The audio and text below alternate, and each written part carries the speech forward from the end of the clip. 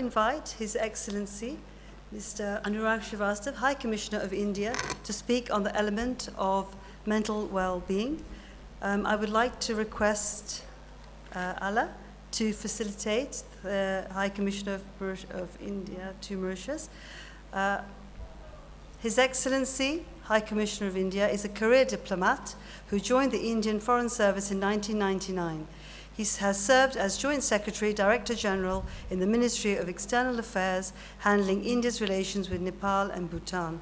Official spokesman for the Ministry and India's ambassador to Ethiopia, Djibouti, where he was also a permanent representative to the African Union.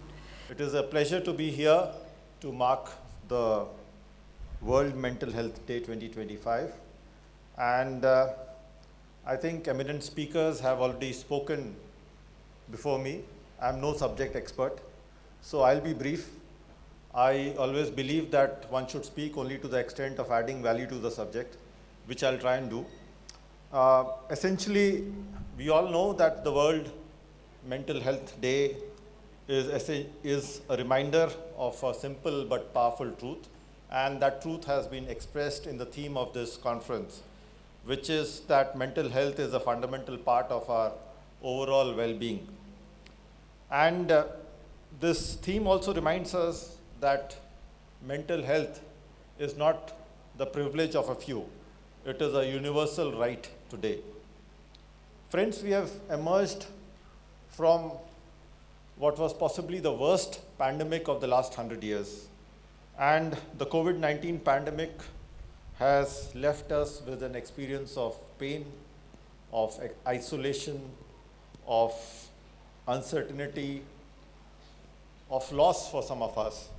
And we have felt how fragile as well as how vital mental health is in these times.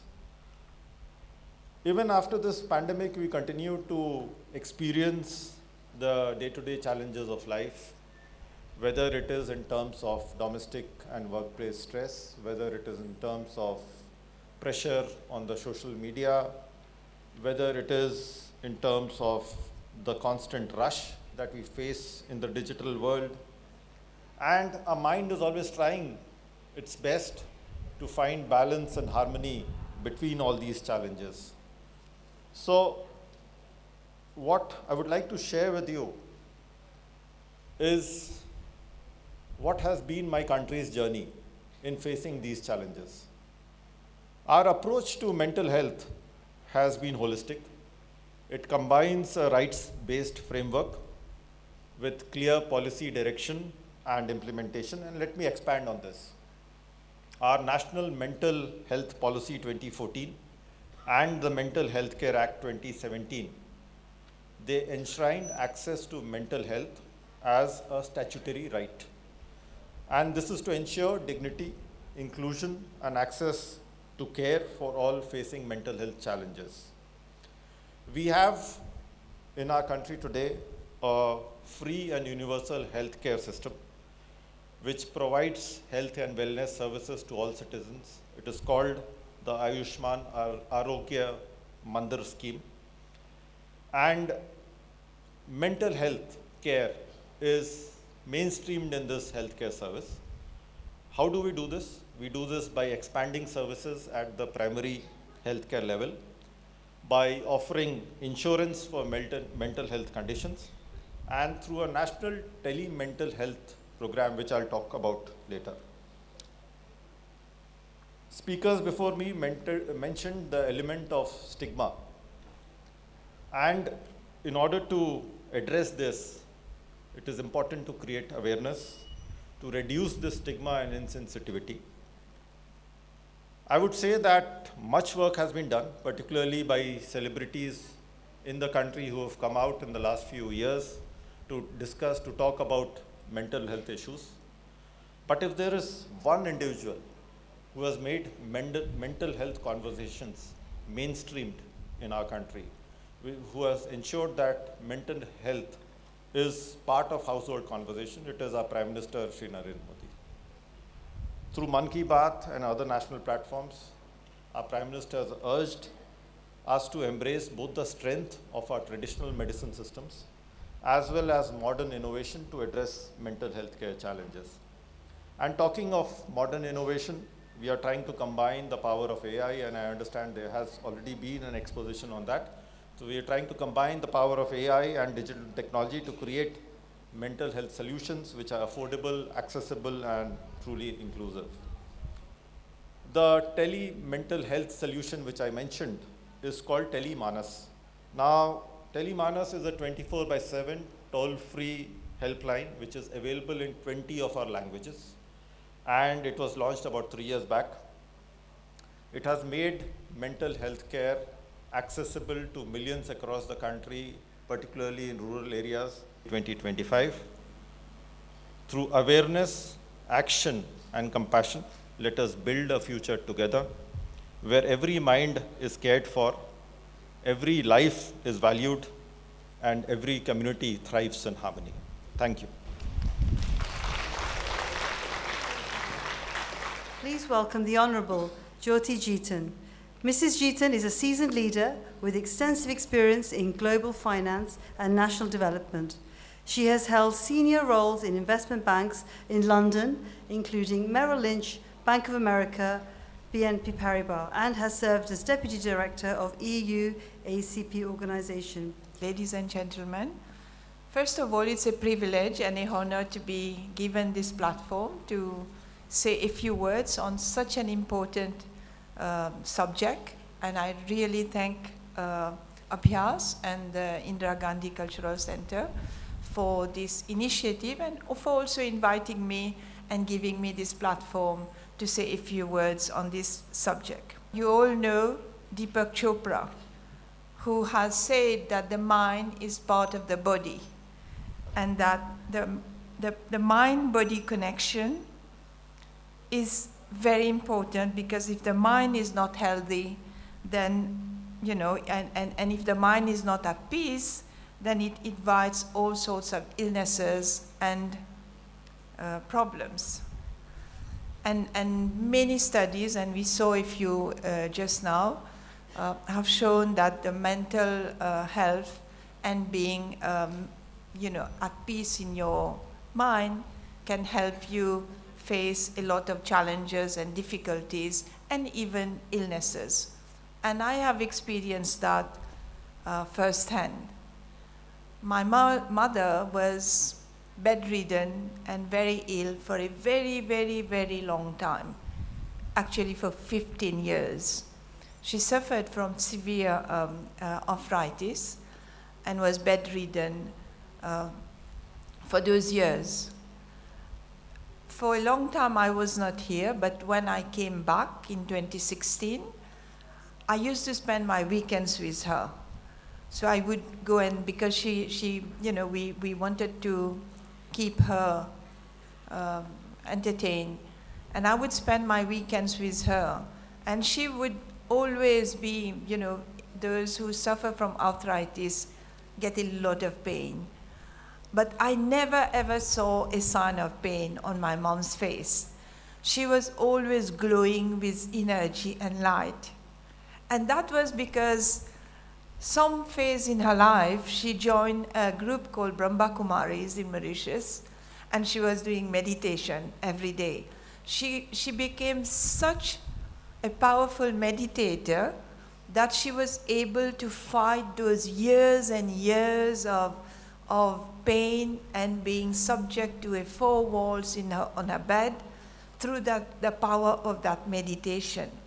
And I've never ever, until her last day, seen her complaining or saying anything that, you know, I'm not well today, I'm in pain. In fact, when she was sick, we would have to force her to go to a doctor or take her to a clinic, because she would always refuse to go to see a doctor.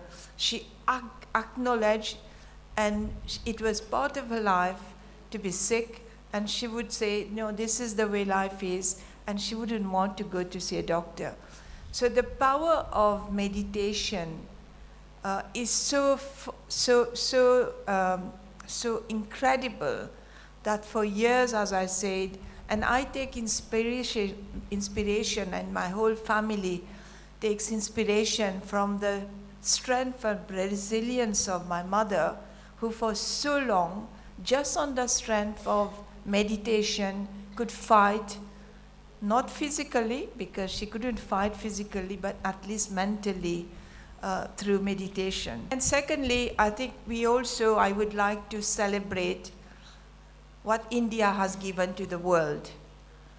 Thousands of years ago, meditation and yoga started in India. I first came to experience yoga when I was in London, and I was saying to Mrs. Kanambani and Manish that my first experience of yoga was in London. And to tell you how much awareness there is today in the West about meditation and yoga.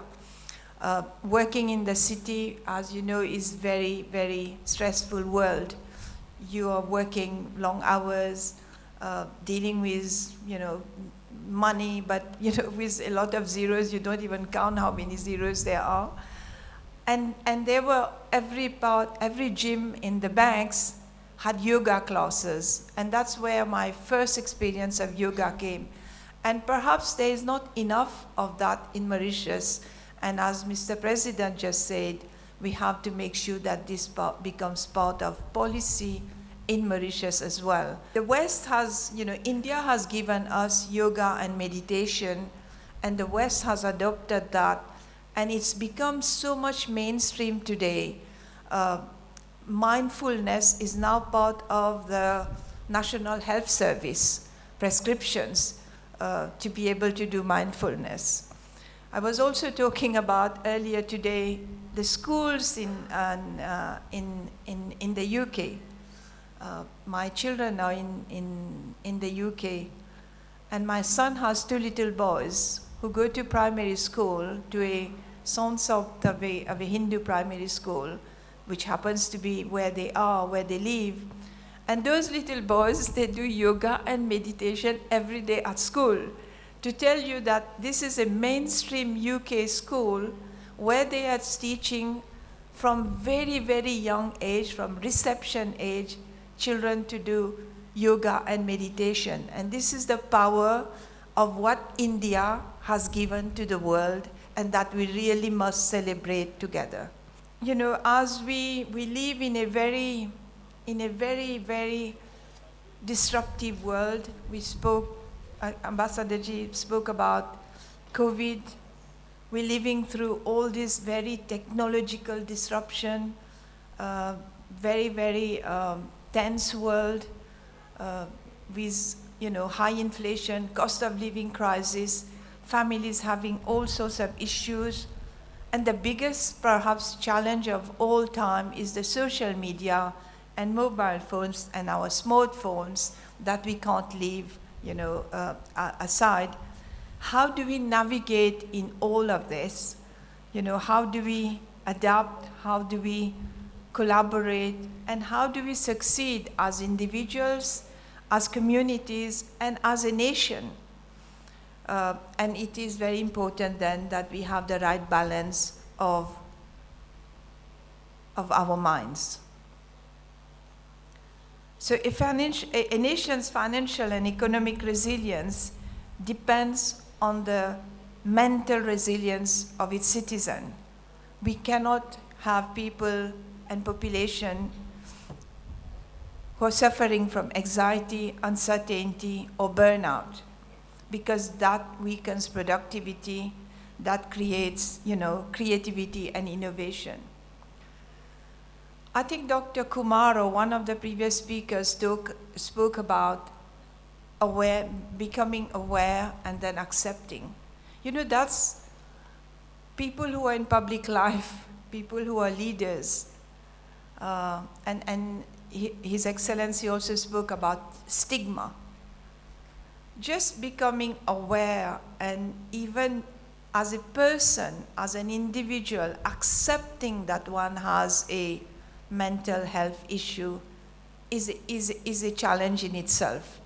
For us leaders, we always in denial, because we're supposed to show a face of strength, of resilience. We are public persons. We're not allowed to be weak or seen to be weak. And so we often live in denial, and we refuse to acknowledge that we're suffering from burnout, from anxiety, from depression. Some of you will remember Jacinda Ardern, the Prime Minister of New Zealand, a few years ago, who gave up her job as the Prime Minister, resigned as Prime Minister, and as the leader of the Labour Party, because she said her tank was empty. And so that requires, a lot of people, commented that very differently. But just imagine the courage that requires for the Prime Minister of a country to come in front of the nation and the world to say, I acknowledge that I had enough. I have no more fuel in the tank to continue. And that's very, very, very rare in the world for public persons to acknowledge that they have this problem. And I think there's so much stigma about these things. And we need to be able to educate the world, but also societies, not to stigmatize this and to accept this, that even leaders can be vulnerable, and even leaders can have mental health challenges. And maybe I'll just end with my own personal journey. Some of you will know that, I grew up in quite humble background. I didn't go to university until I was a mature person. So I was married. I had 2 little kids. I got married very young. So I had to combine work. I had to combine studies. I had to combine family life.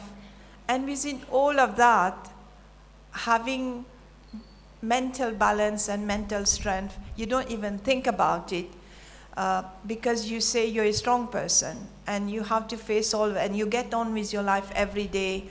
As many women will understand, you wake up, you have to cook and plan and organize, and food and work and travel and shopping and all of that, and you don't think about your own mental health, and you don't think about what is it that you don't have any me time.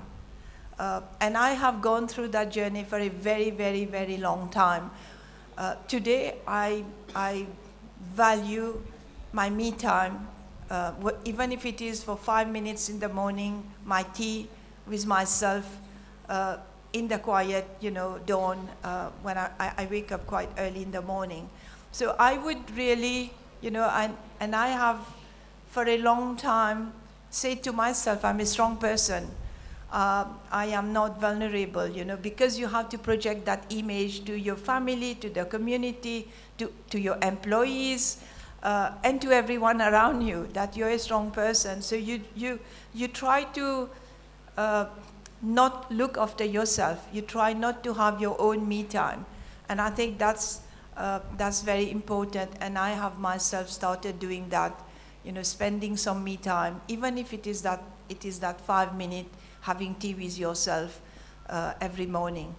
So with that, I would say, Abhyas, thank you for giving me this opportunity. Thank you for listening to me. And thank you to India for giving us yoga and meditation. Thank you. Mr. Anurag Srivastav, His Excellency the High Commissioner of India, to come on stage, and also our President of Abhyas, Mr. Manish Duma, also. We would like to announce that we are privileged to share that several esteemed personalities have already consented to serve as members of the advisory board of Abhyas. Apologies, our founder, Sri Namdevji, is not here, and one of our overseas member, Professor Sandeep Patra, who is a scientist and dean at the Central University of Rajasthan, is not here, he's in India. But I would like to call upon Sri Tony Lee, please. If you could step up, please. And then you have Sri Santoki ji, please. And then Sarju ji. And Nalini Gopal, unfortunately, she's not here today. and myself. So we are part of the advisory board. So we're going to call upon the kids to facilitate them, and would like all the, His Excellency Shri Anurag Devji and Honorable Jyoti Jitanji and board members to facilitate the kids for us, please. And Kadamini ji, please, if you could come on stage, please. We will now present the awards to our young performers from Govind Raman School, Bodlu Shayan, Ayush, Lucas, Vicky, Angelina, Nishka. A round of applause. Amedi, Zion, Jason,